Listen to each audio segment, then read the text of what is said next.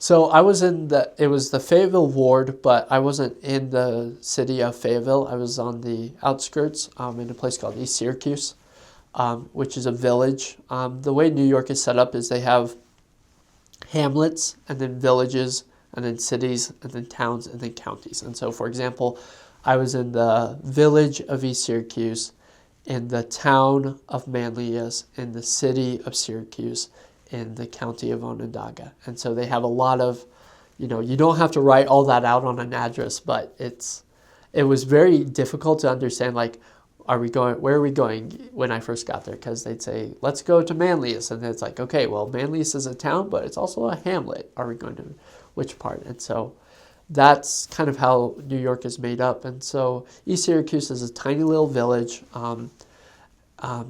east side of the main city of Syracuse. And so Syracuse, we didn't go there much. That was outside of our boundaries. We went there occasionally for exchanges and things like that. But Syracuse, it's a big city, lot of people living there. You take the bus to get there. And then Fayetteville is kind of like on the outskirts of it. And so there's a lot of things there where people they don't have many stores there, but they travel into Syracuse to go to the stores and things like that. And so that's how a lot of the towns were in that area.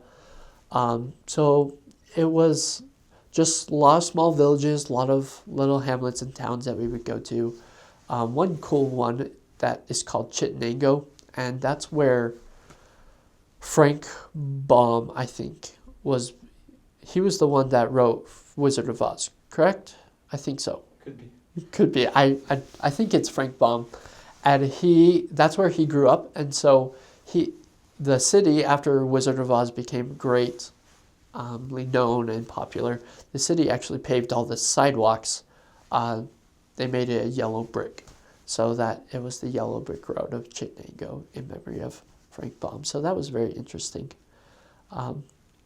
But we rode the bus a lot, which is a very interesting experience for, if you've never done public transportation and then to be a missionary in public transportation, it was very interesting. You see a lot of characters that way. But one story or memory that I remember, we were walking, my companion and I, we were walking down the street just trying to do what missionaries do, and we came across a guy out working in his yard, and we were like, hey, we have this message we'd like to share with you. And the gentleman told us, not for me.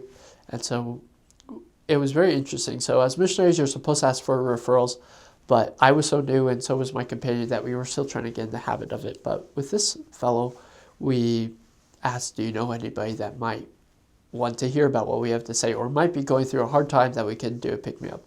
And so he smiled at us, and then he pointed to a house that we had just passed. And so we thought, oh, great, somebody actually gave us an answer. Wow, this is great.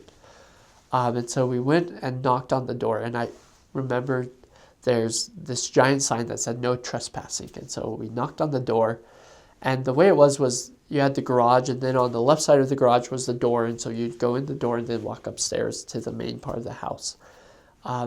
And so on that main level that I was talking about, there was like a ledge over the garage with the windows. And so we knocked on the door, and we hear from above this voice that says, may I help you? And so we kind of step back, and we see a gentleman there who's probably in his 50s with two giant pit bulls that were on the window. And we were like, well, we're just here trying to share a message.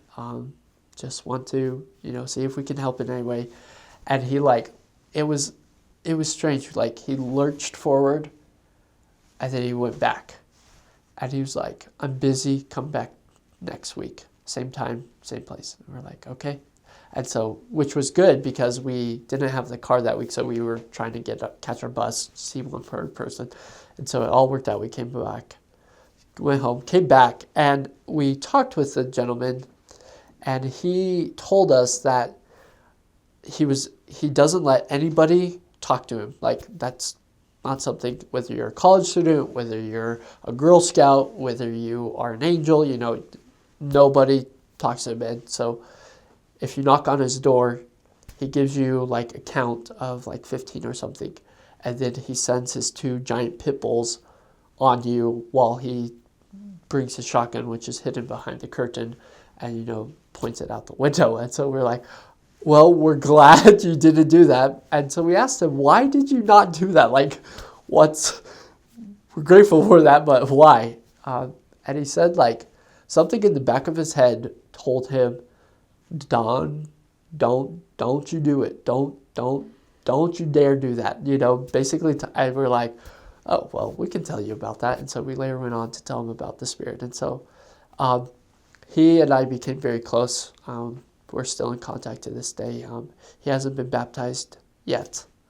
He just had a baptismal date this past month, and things worked out that wasn't able to do it. So, but I will always remember that because, it was the guy who sent us knew that this guy had problems, but knew he sicked his dogs on people. And so he really wanted us to be chased by pit bulls and a shotgun, was the reason he sent us there. But it was really cool.